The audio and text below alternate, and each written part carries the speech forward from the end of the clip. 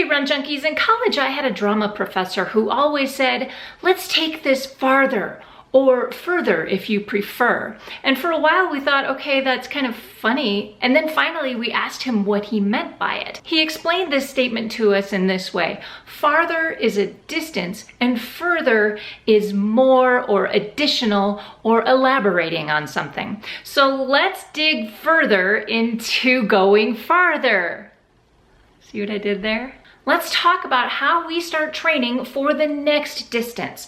Whether you're a 5K runner and you want to try at 10K, or if you're a full marathoner and you want to try your hand at ultra distances, the process is generally the same, but I'm going to be talking to you mostly about getting from the 5K to the 10K. Once you've bumped up the distance once, you just repeat the process as your race distance increases. Again, I am not a coach, and this is just information that I have gained through my own experience. So let's say you've done a 5K or a bunch of them, and you do want to get into that 10K.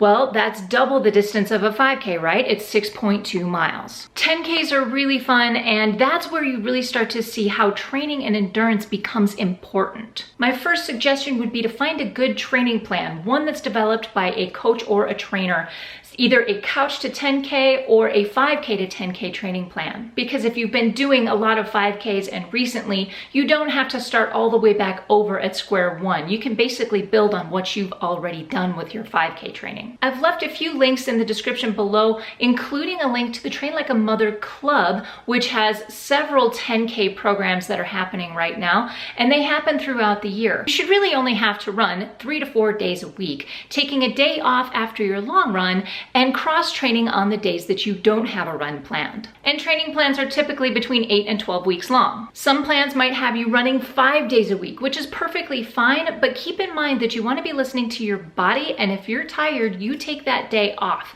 Don't listen to the crazy person inside your head that tells you you have to run. If you're new to running, you might want to cross-train, but keep it low impact.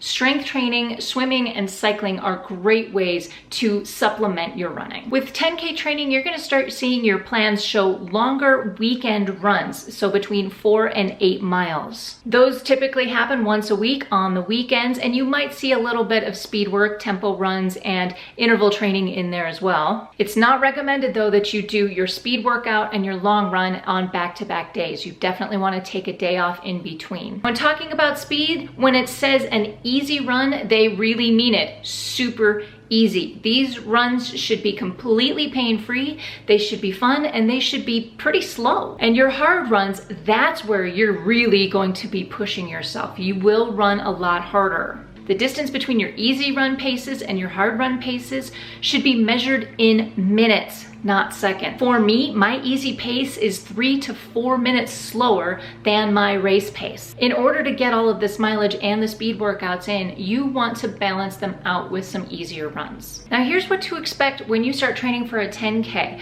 Your long runs become more of a mental game. As a 5K vet, your long runs might have been maybe 4 miles, maybe an hour at most. Well, for the 10K, you're definitely going a lot longer, and you're training your brain to just keep going. It becomes a challenge to get out there and keep yourself out there. Now, here are a few basic rules for making the most of your training. Number 1, don't skip the long run. This is where we start building that physical endurance and the mental stamina to get through the 6.2 miles on race day. Number 2, run at least 3 days a week. The frequency and consistency is going to help you gain that endurance, and it will help you on your long runs. Rule number 3, make sure your core is strong. That is what's going to get you that endurance that you need.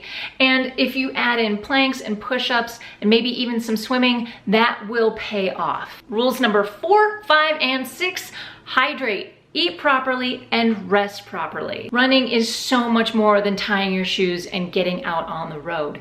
It's everything about your life. What you're eating, how much water you're drinking, and how much sleep you get. So please don't neglect any of those aspects of your training. Here's another thing I want to make very clear. When you do your first 10K, you're not necessarily gonna take your 5K time, that PR, and double it, and that's how fast you're gonna go for your 10K. I'm gonna give you a quick example about my imaginary friend, Grace. She's the one with the cape and the tiara. Grace's 5K PR is 30 minutes. So we're gonna plug that into the Macmillan calculator. That gives us her current mile pace of 9:39. At her current fitness level, where she is right now, if she went out and did a 10K, she can expect about a 10-minute and 2-second pace. You see how great of a difference that is. It's important to acknowledge this aspect of our training. As our distance increases, so does our pace per mile. If you want that 5K pace to translate to the 10K pace, you will be doing a lot of speed work and take several weeks to get you there. Click on this card right here if you want to learn about how to get faster. I would even say that for your first 10K, don't even worry about time. Make it the victory that you will have done something that you haven't done before. Crossing that first 10K finish line is a huge victory. So embrace that as your first goal. Then for the next one, you can say, okay, I want to beat my last time. Doing any distance for the first time just gives you a benchmark and it gives you a place from which to work. It demystifies that particular distance, so when you want to go back and do it again, you have a reference point. Now, I have been talking quite a bit about going from the 5K to the 10K, and that's pretty normal. But there are a few distances that are fairly common that you can find that's between that 5K and 10K. For example, 5-milers are very common. And if you are going from the 10K to the half marathon, you might try an intermediate distance, because the 10K to the half marathon, that's more than double the distance.